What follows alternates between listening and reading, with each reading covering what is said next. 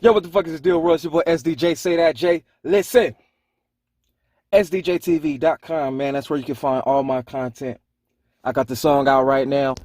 Brand new single, Where We Going, produced by my boy RJ Full Range. That's on all platforms right now. Check it out. Check it out. Make sure you check that out. Run that up for me. But enough about that. Mobb James. Mobb James. James.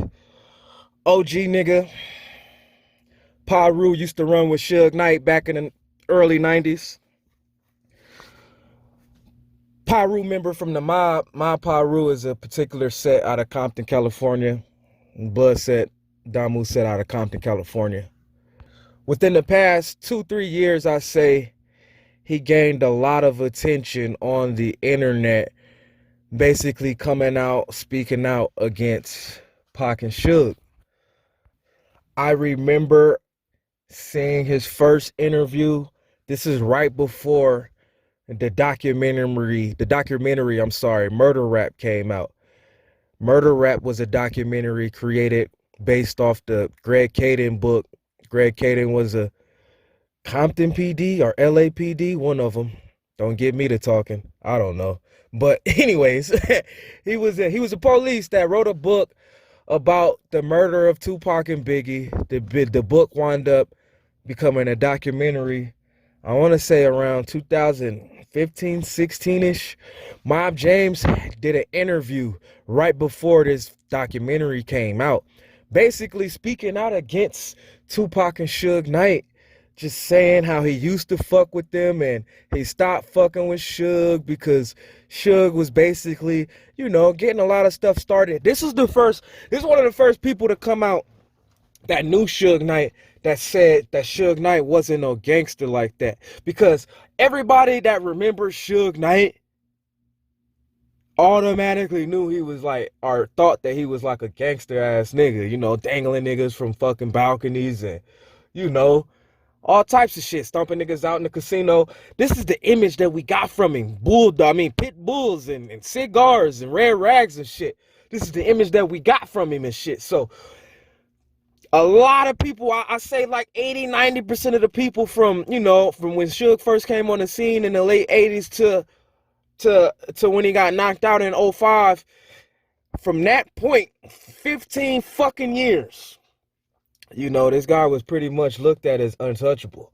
So when Mobb James came out with this interview back in 2015, 2016, whatever, I remember it vividly because it gave me a perspective about Suge Knight, somebody that you looked at as being this big 6'3", bearded gangbanger nigga. You thought about it like, damn, this nigga did go to college.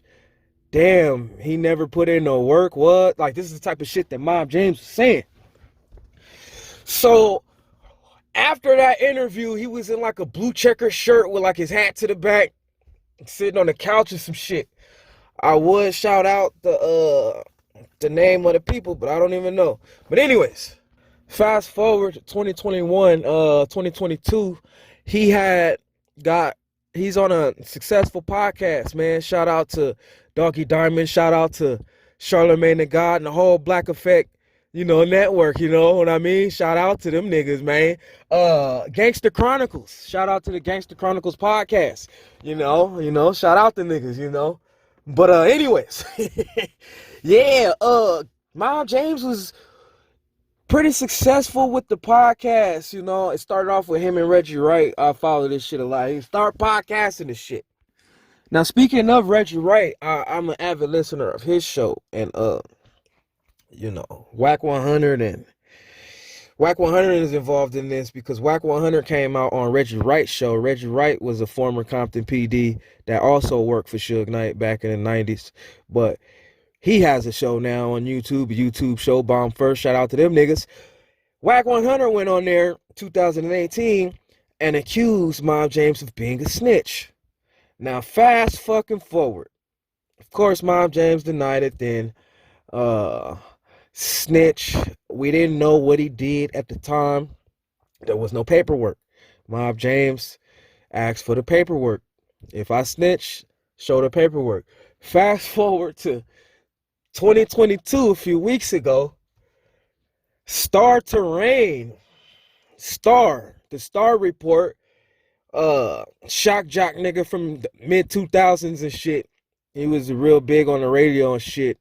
He caught a second win when he started working for Complex and got his job at Everyday Struggle with Academics. He got his second win.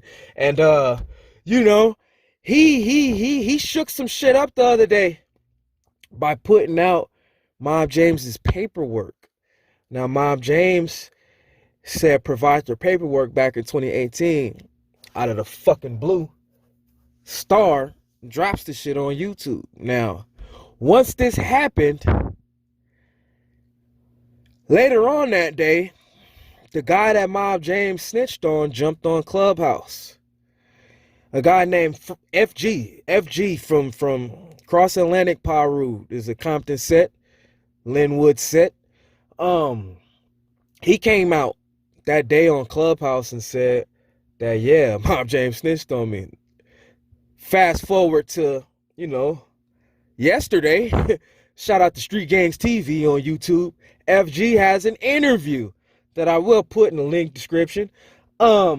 Description. Put the link in the description. Make sure you subscribe. Hit the bell, notifications. This is some real exclusive shit, my nigga. This is real time, nigga. This shit just came out, nigga. This shit just came out, nigga. FG came out on Street Gangs TV and told the whole entire story of how he was the nigga that was doing his thing in Compton at this time, 2002, 2001. Don't get me, I don't know. But yeah, he was doing this thing and he came out and said that Mobb James wore a wire on him. A wire. FG's another gang member, you know, that was doing his thing. From what he say on Street Gangs TV YouTube channel, make sure you check them out.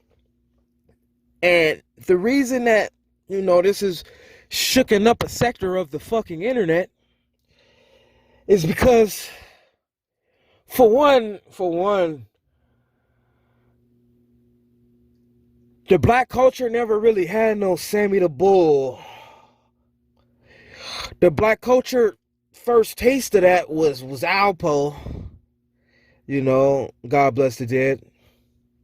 And you know, Alpo told on a lot of motherfuckers.